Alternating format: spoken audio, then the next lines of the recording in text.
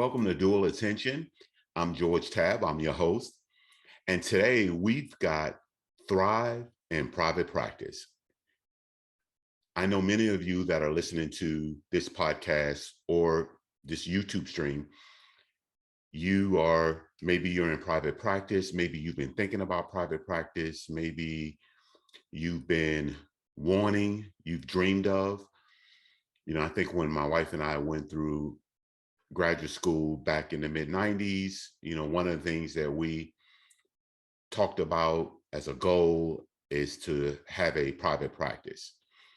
Well, that was 30 years ago, right? So you might be thinking, well, George, what took you so long? Well, when it's the right time, it's the right time. And it just happened to be the right time. Thank God for COVID, right? In that regard, right? That's a story I'll share with you later. But for now, I want to talk about thrive in your private practice. Okay. And for those of you that are thinking about it, this is for you as well. And so I think maybe this is a podcast or a YouTube video that you can share with your coworkers, with people in your support circle. So one of the things, I think there are a lot of different skills as therapists that we have to develop to be successful in private practice. And, I think there's this aspect, where we think of, we don't need motivation, right? And today, this is that kind of call, because I think we do need motivation. We do need encouragement. I think we're out in the communities and we're seeing clients and we're givers, but makes me wonder who gives to us. And so this podcast is for you. This is for the givers. And so I'm, seeing others, as some of you know, I am a EMDR basic trainer, and I do, sometimes, 3 or 4 consultation calls in a day. And so I'm very busy with that. And so I'm seeing you, I'm hearing you, and I'm interacting and mentoring and with you on my consultation calls. And so I see what some of the struggles are. And that's why I put this podcast together, because I want you to thrive in private practice. Okay. And so if you're at an agency, I want you to thrive at your agency. I want you to thrive wherever you are. But I think being in private practice is not a bad place to be. It's a great goal. And so, but you do need the motivation, right? And so we need motivation. We need people in our lives that's going to pour back into us, right? So that's what today's call is. And so I want to talk about thriving in your private practice. So I want to encourage you, if you're thinking about doing it, I want to encourage you to go for it. So many of you are just right there. Some of you are already in private practice. Maybe you're afraid, like I was, renting a space. And I know a lot of us are seeing clients virtually. So maybe you don't rent a space, but then there are other expenses that you incur. And so, and that you have to consider. And so I want you to check out one of the earlier podcasts that I did on, I think it's something like things I didn't know about private practice. I can't remember, but I'll put the link for you so I want you to check that one out as well. So, so many of you are steps away from having a thriving private practice. Now, let me tell you what I'm called a thriving private practice, a private practice where you're doing what you want to do. And you're directing, you're basically what direction you're headed in. And ideally, we want to be headed towards a destination. So what is that destination? Right. And so, maybe your destination is, you would like to see, clients 2 days a week. have 2 full days and then have the rest of your time off. Or, um, it's basically, having that agency of just putting it together the way you want to put it together. And so, I think with the model, as a lot of I do, intensives. I do a lot of intensive sessions. And so, in intensives is basically where you see fewer clients, but you see them in 2 hour. Uh, for me, I have 90-minute and I have 120-minute sessions right now. And so, and that's the sweet spot for me. I mean, it's not as draining. And I think, for me, going from, a client every hour, that's just a lot for me to manage. It's really a lot. And so it's a model that I wanted to get away from. And so, and we'll talk about, having mentors, and I'll share with you some of my mentors. I always like to say, when you see a turtle on a fence post, you know that they didn't get there by themselves, right? So they had a lot of help to get up on that fence post. And so sometimes I ask this question. I said, boy, I wonder what makes me so special. And I think one of the things is that um, I'm okay at failing, right? And so sometimes you do something and it doesn't work, or sometimes you start it out and you're motivated to start it out, but then you're not motivated to continue, right? And that's really okay. And it's never a failure because you always get results, right? So it's almost impossible to fail.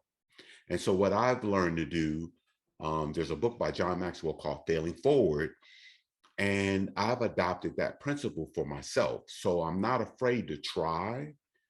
And so we try and we see how it works out, right?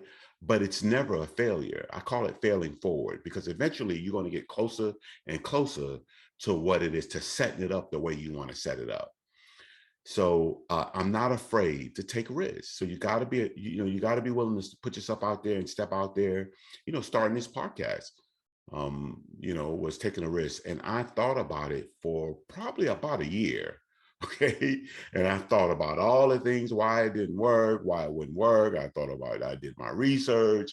I thought, I wanted to know all the little nuances and details before I got started, right?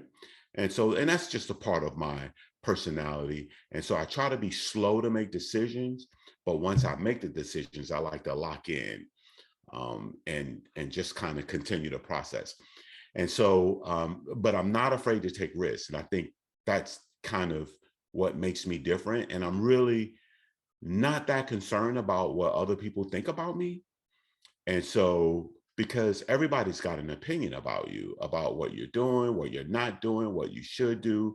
Hey, everybody has opinion about that, right? But honestly, if people are not talking about you, you're probably not doing anything. So I've learned that as well. And so I'm grateful for some of my mentors that just helped me clinically, along the way.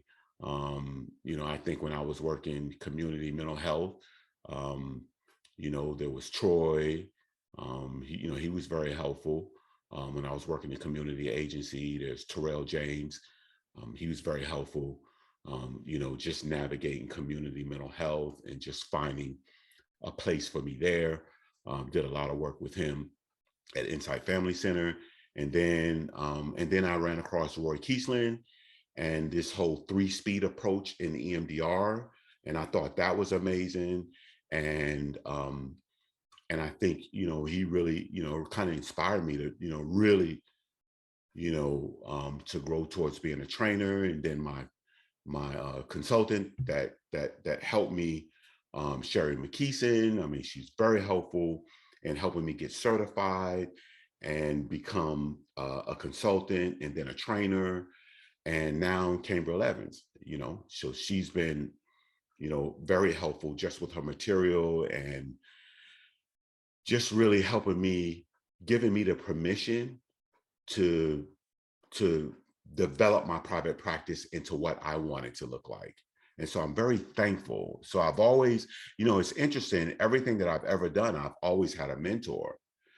And so, and it helps you be more educated about falling forward, about making those decisions, right? And so, sometimes I've had people call me lucky, because I had great timing.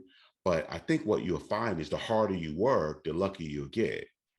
That's what one of my mentors, right? He used to say, the harder you work, the luckier you get, right? So I could just hear his, voice in my head. And so, the other thing is finding that road. And mentors help assist you on that road. Because whenever you get on that road, there's always people along the way to help you on your journey. And so sometimes we can get caught up in the how, right? And so, well, what's the how? How am I going to do that? How? And what I've learned is how kind of it freezes you because you really don't know how to do something you've never done before. Like I didn't know how to have a successful private practice, right? To create that income that you want to create and be that person and have that agency over your life, right? And so, how, right? So, it's not how. The big focus is why. Why? So, when you find yourself focusing on the how, focus on the why. So, just toggle over, right? It's just a little mental shift over to the why. Why do I want to do it? Well, because I want to have more time to do things with my family. I want to be able to do things for my family. At the same time, I want to be able to do things for my family that um, that I dreamed about doing. Right. I want to, set myself up for retirement, set my wife and I up for retirement. Right. So these are some of the things that are why. So until you know why, the how really it doesn't matter.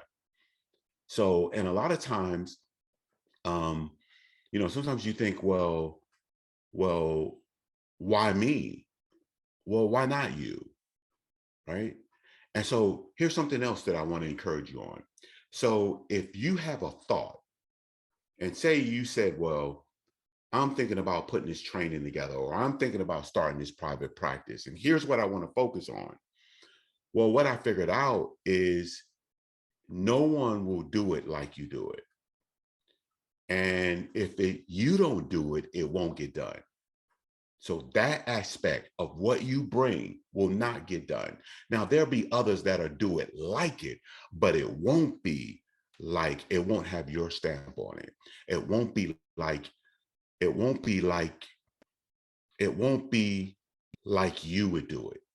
And that's what makes it unique. And there's always room in the marketplace for the way you would do it. I remember listening to Les Brown, and he talked about the greatest um, gold mine in the world is a cemetery, because in a cemetery are books that have been written, ideas that were not carried out, dreams that were not followed through on. And so focus on the why. And why not you? Okay, why not you? All right. So don't get caught up in the why. All right. I also want to encourage you. One of the things I learned from Wayne Dyer was don't do big, do next. So just take the next step, right? So, um, and I think when you think about the how, you get stagnated, okay? And, you know, I enjoy social media and I enjoy posting about it, but sometimes we can be so busy posting about it that we're not doing it. So focus on doing it and being the person that you want to be, right? Because remember, you can't take your clients any higher than you've gone yourself, okay, as the helper, right? So, what are your goals? It's good to have long term goals, but what can you do today? So, it's good to have the big vision, right? To have the 5 year plan, to have the 1 year plan, right? To have the quarterly plan, okay? Those things are great. And I think they're important and I think they have a place. But I also think what you can do today. What's the difference between potential and capacity?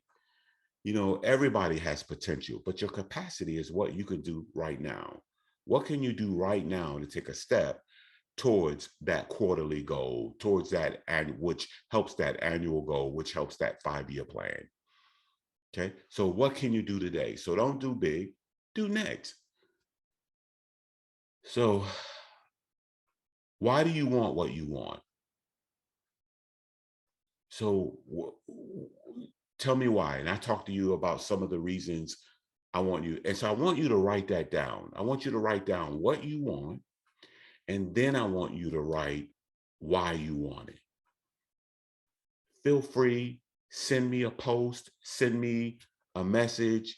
You can always email me at um, George at victorycoachingandconsultation.com. So you can always send me an email. I am available. I try to make myself available. So don't do big, do next. What can you do right now? What can you do in this moment? Who can you connect with? Who can you, what changes that you've been wanting to make, but afraid to make in your private practice. So maybe you can start on a little piece of that today. So maybe it's reaching out, maybe it's making a phone call, maybe it's sending that email, maybe it's changing the wording on your professional disclosure. Maybe it's going to the website and making those adjustments on the website to represent um, to represent where you're going and what you're trying to achieve. So until you know why, the how doesn't matter. And fear is something that's just a part of the program. And so, we always say about fear, what is it? False evidence appearing real. You've heard, different sayings, about fear. Um, but what is it that you want to do? Making a difference while you're making a living.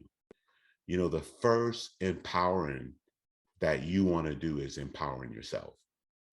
So you can't empower me if you're not empowered. Okay. One of the things I love about seeing the Harriet Tubman story and what I've read about her, the first thing she did was she freed herself. And when she freed herself, then she came back and she tried to free others. Okay. And so the first person that you want to liberate is yourself. It sounds selfish, but right after me, you're first. Okay. And I'll take care of me for you if only you'll take care of you for me.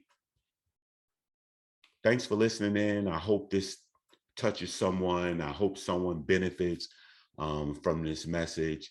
God bless, and I'll see you on the next podcast.